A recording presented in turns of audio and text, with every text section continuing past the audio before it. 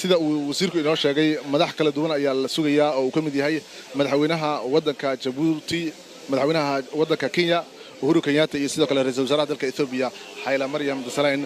kuwa badan oo ka mid yahay madaxweynaha jamhuuriyadda aynu walaalahanahay Djibouti mudane Ismaaciil Cumar Gelena waa ay soo gaaraan ilaa hadda si qurux badan ay u socotaa xafladda caleemasaarka munaasabadda madaxweynaha jamhuuriyadda federaalka Soomaaliya hoolka ay ka dhacayso munaasabadda waxa sidoo kale la rajaynayaa inay soo gaaraan madaxda dawladda federaalka Soomaaliya oo iyaguna ka soo qayb galaya munaasabadda caleemasaarka madaxweynaha jamhuuriyadda Soomaaliya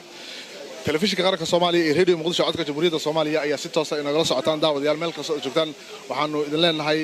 maalin wanaagsan munaasabadda caleemasaarka madaxweynaha jamhuuriyadda federaalka Soomaaliya mudane Maxamed Cabdullaahi Farmaajo ayaan wali ku sugannahay halkaan oo si toos ah idinku soo gudbinayno sida ay u socoto munaasabadda caleemasaarka madaxweynaha jamhuuriyadda federaalka Soomaaliya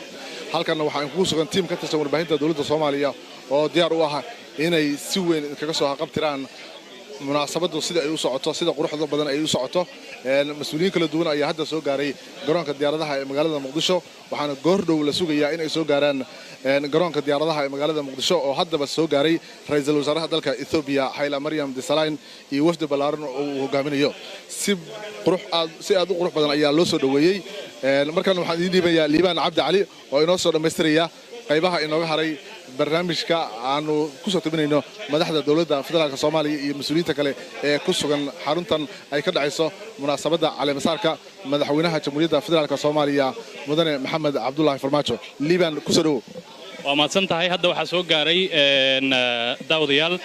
ra'iisul wasaaraha waddanka Ethiopia Haile Mariam Desalegn oo hadda wafdigiisu uu soo caga dhigtay magaalada waxaan arkaynaa hadda waa ra'iisul wasaaraha iyo wafdigiisa oo soo garay ra'iisul wasaaraha hello Prime Minister can we good to see you congratulations welcome thank you so waa ra'iisul wasaaraha waddanka Ethiopia Haile Mariam Desalegn oo hadda soo gaaray